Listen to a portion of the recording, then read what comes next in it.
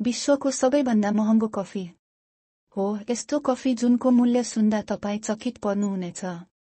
तर यो कफी सामान्य कफी होइन।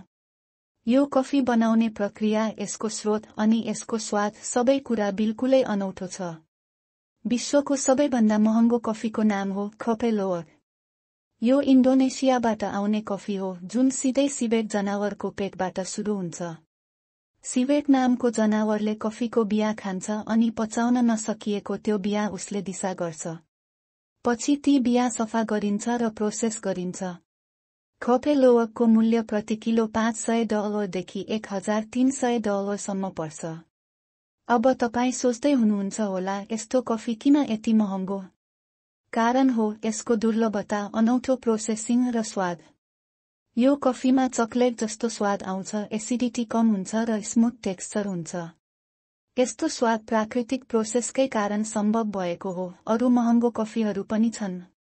कोपी लुवाक मात्र होइन, अरू पनि छन्। ब्ल्याक एभोरी कफी जुन थाइल्यान्डको हात्तीको माध्यमबाट बनाइन्छ। हासियान्डा एस्मेराल्डा पनामाबाट आउने एकदमै उच्च गुणस्तरको कफी।